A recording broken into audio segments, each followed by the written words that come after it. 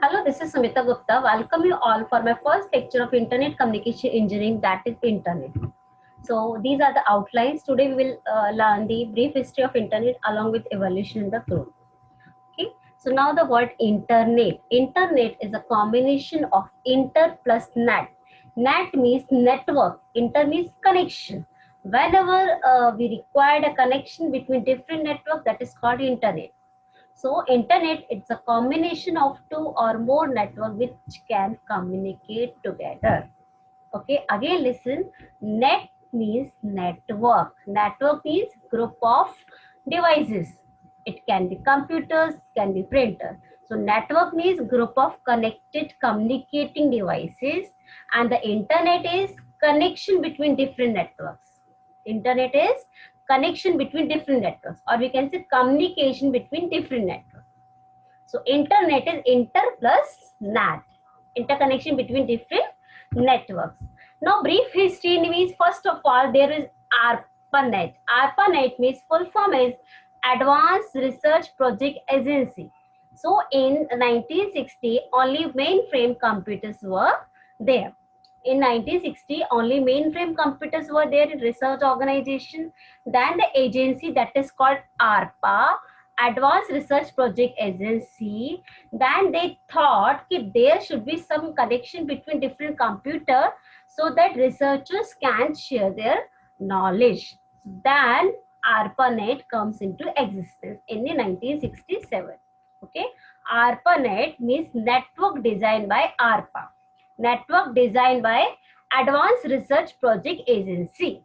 Okay, so they design a small network of connected computers, and each computer has its IMP, means interface matrix processor. So each computer within a network can communicate with the another computer with IMP. Okay, so first was ARPANET, means network designed by ARPA, Advanced Research Project Agency.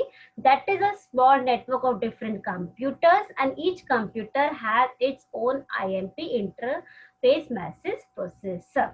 Okay, next in 1972, Prince Cerf and Bob Khan, both of who were the part of ARPANET, then they thought there should be connection between different networks. Means a host on one network could communicate with the host on another network. Okay, so there was many problems to overcome this, like packet size, diverse interfaces, diverse transmission rate. So finally they have given one idea of gateway. Okay, gateway to serve as an intermediary hardware to transfer data from one network to another. Okay, this is interneting project. Again listen, in 1972 Cerf and Bob Khan, then they devised one concept, that is a gateway through which one network can communicate with the another network. So from there the birth of internet was there. In this internet, there's protocol TCP/IP. Starting it was alone, but after that it is divided in two parts: TCP, Transmission Control Protocol, and IP, Internet Networking Protocol. So what is the role of IP? IP handles the datagram, means whatever packets we are transferring, that will handling by the internet protocol. But TCP, the main role of TCP, it is responsible for higher level function, like what should be the segmentation, how to do reassembly, how to check the error, how to correct the error. Everything was done by the TCP protocol, Transmission Control Protocol in the internet. Okay, so once it was designed, then next come in 1983 is MILNET, MIL for military net for networks. Then in 1983, ARPANET is split in two parts. One is as it is ARPANET, and another one is MILNET. MILNET is specially designed for military users. Means the network that is designed especially for the military person. Okay, that was MILNET. Now next is CSNET, CSNAT. CSNAT is a creation of network by the National Science Foundation.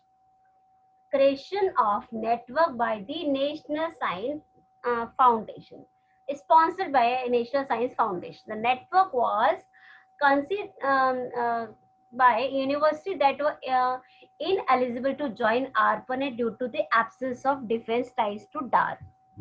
Okay, they were not having access to ARPANET. Then the problem occurs. Then they have designed separate network, that is CSNet. And CSNet was the main thing is that it was very less expensive network. There was no redundant links and the transmission rate was slow. Okay, it features connection to ARPANET and Telnet, the first commercial packet data service. This was CSNet. Next, NSFNET means after the success of CSNet, then in 1986, NSF means National Science Foundation now sponsored NSFNet. Okay. Previously the name was CSNet, that is also sponsored by NSF, National Science Foundation. Then after successful of this, then they have designed with own name NSFNet, National Science Foundation Network. Okay, backbone that connected 5 supercomputers centered located throughout the United States. Means that can connect 5 supercomputers centered throughout the United States. Community networks will allow access to this big backbone, a T1 line with 1.44 megabits per second data rate that provides connectivity throughout the US. That is NSFNet. In 1990, ARPANET was officially retired and the wholly it is replaced by NSFNet. Means previously everything was related to ARPANET, but now in up to 1990, ARPANET was not in picture, that it was retired and it is totally replaced by NSFNet, means National Science Foundation Network. And in 1995, it reverted back to its original concept of research network. Means it started from the research laboratory, then it ended on the research network. Then ANSNet. In 1991, the US government decided that NSFNet was not capable of supporting the rapidly increasing internet traffic because there was an issue of traffic. Okay, so 3 companies, IBM, Merit, and MCI, filled the void by forming a non-profit organization called Advanced Network and Services to build a new high-speed internet backbone called ANSNet. Means NSFNet was successful, but what the problem is when the traffic was increasing, and the traffic is increasing day by day.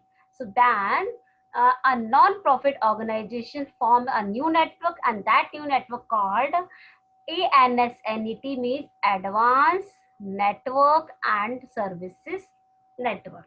Advanced Network and Services Network. Okay. So these were the different type of evolution occurs yearly.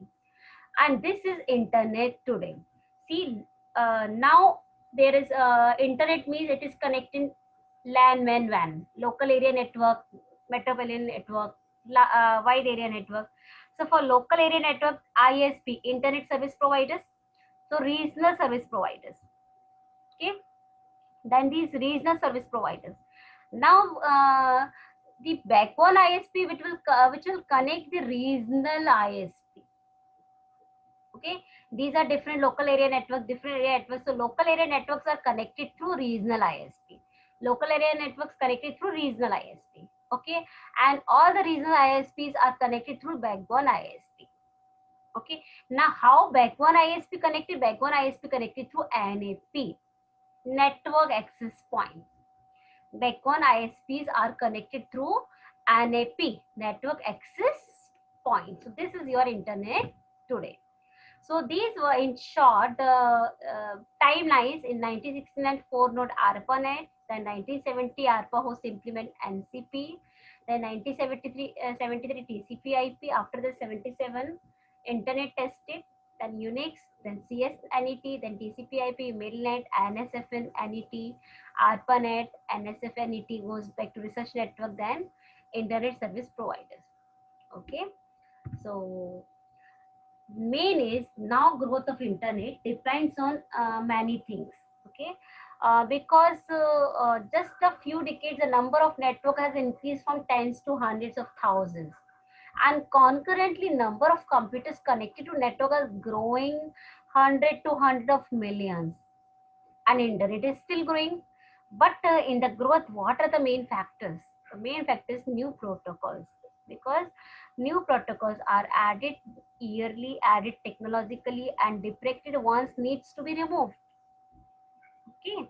So for example, protocol superior in many respect to IPv4 has been approved as standard, but it is not yet fully implemented. If you remember, this is Internet Protocol version 4, but nowadays it is in IPv6, Internet Protocol version 6.